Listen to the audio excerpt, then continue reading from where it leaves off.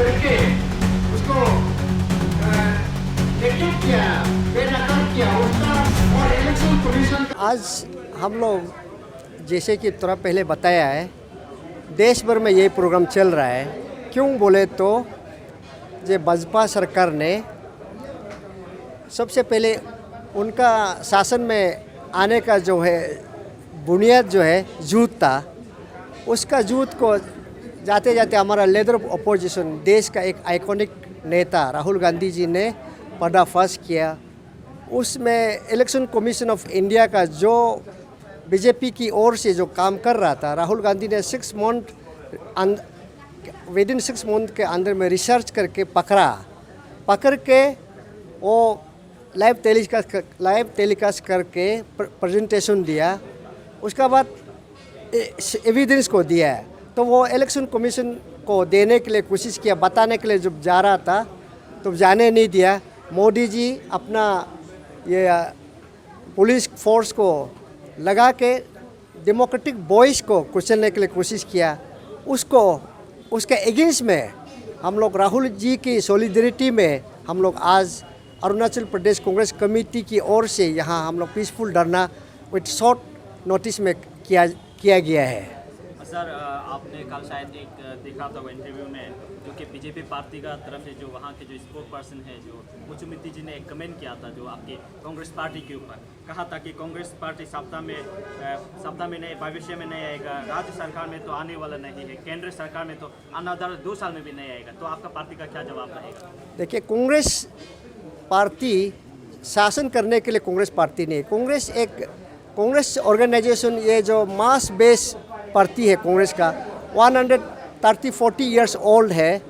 तो कांग्रेस सत्ता के लिए नहीं है, कांग्रेस इंडिया के लिए, इंडियंस के लिए है। लेकिन मुच्चू जी का कल प्रेस वार्ता को मैं भी फॉलो कर रहा था, उसका लाइव टेलीकास्ट को।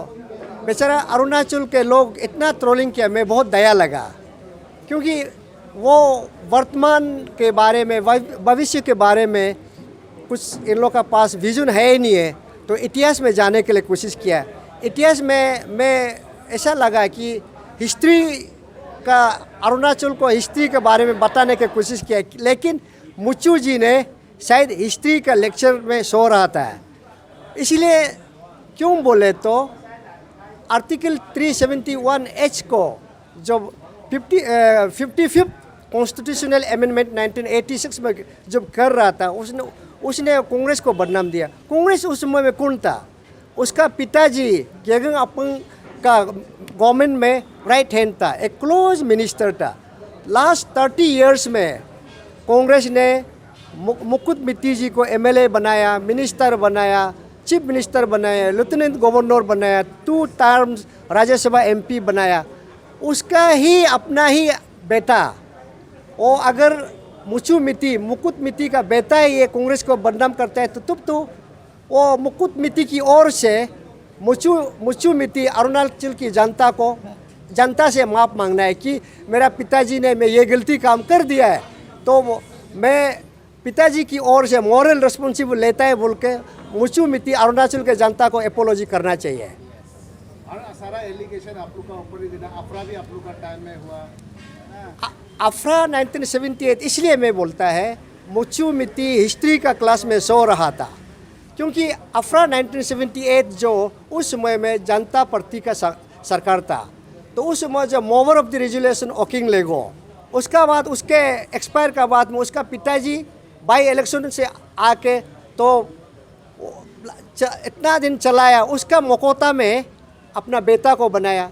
और ये जो बाप का दाम पे MLA तो बन गया, लेकिन जनता को क्या डेलिब्रेशन करना चाहिए, वो थोड़ा बाप से या थोड़ा हिस्ट्रिकल या और किसी भी यूनिवर्सिटी का प्रोफेसर से सीखने से अच्छा है। ये मेरा सलाह है। पूछना था, राहुल गांधी का जो ये तथ्य सामने आने के बाद आज चीफ इलेक्शन ऑफिसर कमीशन जो है, उनका रवैया को लेकर आप क्या कहेंगे? कुछ ये अभी तक कोई बयान नहीं दिया, उनका बयानबाजी में आपको क्या लगता है? पॉलिटिकली रंग लगता है क्या लगता है? और बिहार का जो SIR जो उसमें जो अभी धंधलीबाजी हुआ है, जो डाटा बेस डिजिटल डाटा को लोग प्रिंट पिक्चर डाटा में कन्वर्ट कर दिया, वेबसाइट को मैनिपुलेट कर रहे हैं, क्या कहेंगे इस पर? आप देखिए, election commission of India BJP के लिए काम कर रहा है, फिर इलेक्शन कमीशन का जो नेचर ऑफ ड्यूटी को, चार्टर ड्यूटी को कांग्रेस जब सवाल करता है, बीजेपी के नेता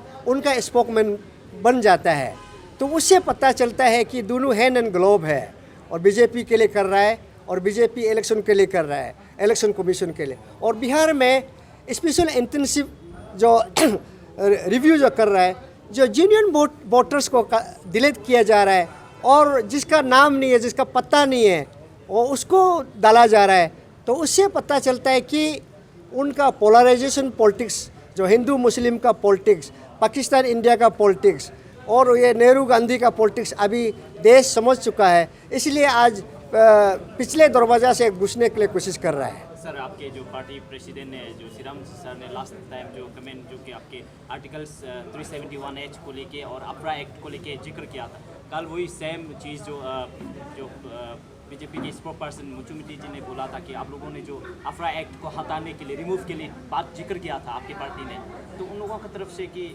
ये कहना है कि आप लोग अंडा मुद्दा में बात करते हैं, रूल ये जो आप लोग नहीं बनाए अभी और ये हटाना मुश्किल भी है और आप लोग का बात पे एग्री नहीं करता है। हाँ, ये इसमें एक जोड़ देगा, आर्टिकल 371H को लेके जो 19 आप लोग का गवर्नमेंट का टाइम में इम्प्लीमेंट किया, और इसमें जो मिजोरम भी साथ में था, उनको पूरा फुल फ्लेज मिल गया, ऑटोनोमस भी मिल गया, 6 शेड्यूल भी मिल गया, आज अरुणाचल इसमें ये हो गया, साथ में डैम के बारे में भी कुछ कहा होगा, उसमें क्या रिएक्शन? इसलिए तो बोलता है मुचू जी, हिस्ट्री को थोड़ा, जब हिस्ट्री का बात करता है तो पीछे अच्छा से बात करना चाहिए, थोड़ा प्रिपेयर करके आर्टिकुलेट होने से अच्छा है, क्योंकि जस्ट एलिगेशन लगाना बीजेपी का एक कल्चर रहा कि हमेशा हिस्ट्री में जाता है, इतिहास में जाता है, देश के लिए कल हम क्या करने जा रहा है, क्या आज क्या कर रहे हैं वो नहीं बोलता है, हिस्ट्री में उसने ये किया, उसने वो किया, और देश के लोगों को बुद्धू बना के चल रहा है। तो आर्टिकल 371H को इम्पॉसिबल बात नहीं है। हम लोग का एक कॉन्स्टिट्यूशन ऑफ इंडिया एक फ्लेक्सिबल कॉन्स्टिट्यूशन है, एनी टाइम अपना सरकार होगा, रिक्वायर नंबर से अमेंडमेंट किया जा सकता है। अब जब 371H को 55th शेड्यूल में 55th अमेंडमेंट, कॉन्स्टिट्यूशनल अमेंडमेंट में जब किया 1986 में, मैं वही बोला है, उसका पिताजी एक गेगन अपंग गवर्नमेंट में right hand close senior minister था, तो अगर उसमें गलती किया तो उनका बाप ने किया है, उस समय का सरकार ने किया। आज का जो कांग्रेस में है तो उस समय में तो सत्ता में नहीं था, आप सब में भी शायद किसी का जन्म भी नहीं हुआ था।